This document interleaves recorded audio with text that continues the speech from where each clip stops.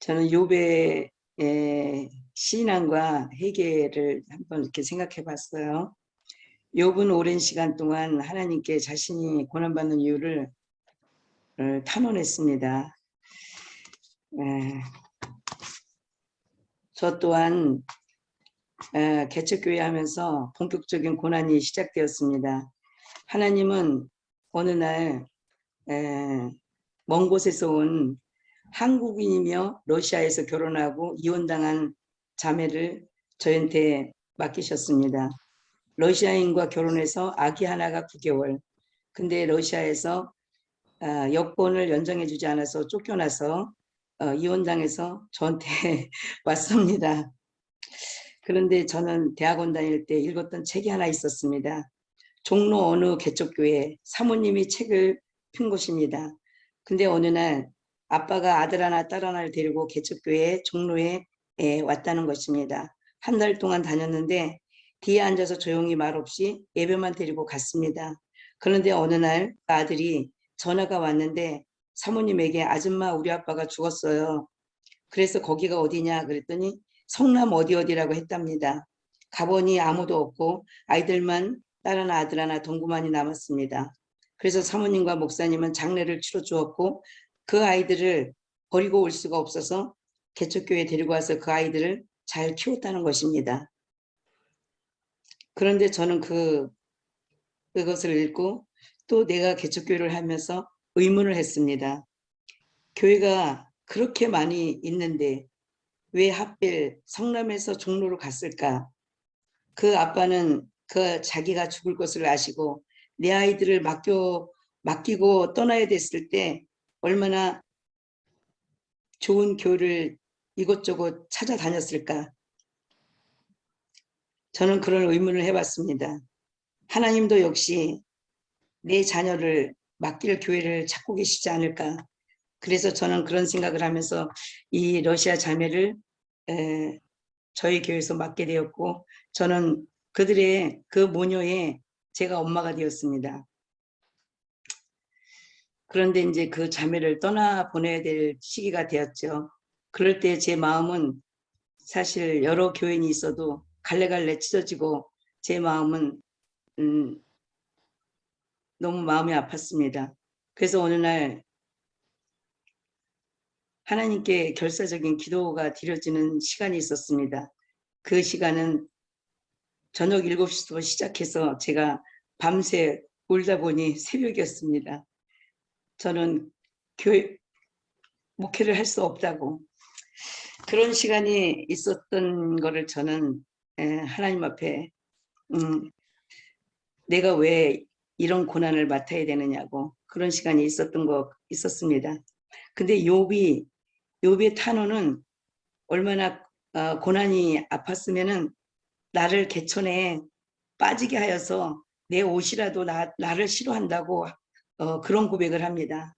하나님은 나처럼 사람이 아니시면서 내가 그에게 대답할 수 없으며 함께 들어가 재판할 수도 없고 우리 사이에 손을 얹어 판결 수도 없다고 그런 욥이 고백이 있습니다. 9장 31절 32절에 저도 또한 하나님 앞에 그런 시간이 있었습니다. 욥은 다양한 비유로 삶의 무상성을 말합니다. 9장 25절 26절에 나의 날이 경주자보다 빨리 사라져 버리고 복을 볼 수도 없습니다. 그 지나가는 것이 빠른 배 같고 먹이에 날라와 내리는 독수리와 같다고 합니다. 소망이 없다는 뜻도 되고 소망을 구하는 뜻도 됩니다. 욥은 고달픈 인생을 자신을 바라보면서 깊은 연민에 잡혀서 하나님에 대한 원망을 계속 반복하며 하나님의 섭리를 깨닫지 못합니다. 욥의 그 미성숙한 그 영적 상태를 바라보면서 저도 지난 시간에 하나님 앞에 얼마나 몸부림치면서 따지고 내가 왜 이 목회를 하고 내가 왜 남의 자식을 끌어안고 내가 아파하느냐고 그렇게 말했던 것들을 생각납니다. 그러나 42장에 와서 욥은 하나님의 길고 긴 말씀에 대한 응답으로서 주께서는 못하실 일이 없고 무슨 계획이든지 모든 일을 일으킬 수 없다고 그렇게 고백을 하는 걸 봅니다. 욥은 하나님에 대한 전능하심에 가는 것을 깨닫고 고백합니다. 욥은 하나님의 전능성 처음보다도 더 하나님께서는 그 어떤 일도 하실 수 있는 그 원리를 권리가 있다는 것을 깨닫는 것입니다. 욥은 하나님께서 자신에게 고난 주시는 분, 악인이나 선인이나 심판이 동일하다고 그렇게 말한 적도 있습니다. 그래서 하나님은 부당하다고 생각했던 것입니다. 저도 또한 개척교회면 하나님 쉽게 가야지 왜 이렇게 한 영혼을 맡기셔서 어려움을 주느냐고 또 그런 말을 한 것과 같습니다. 욥은 또 악인은 반드시 벌하셔야 하며 의인은 반드시 보호를 하고 보상해 줘야 되는데 왜 그렇지 않느냐고 욥은 그렇게 고백했었습니다. 그것이 당연하다고 생각했던 것입니다.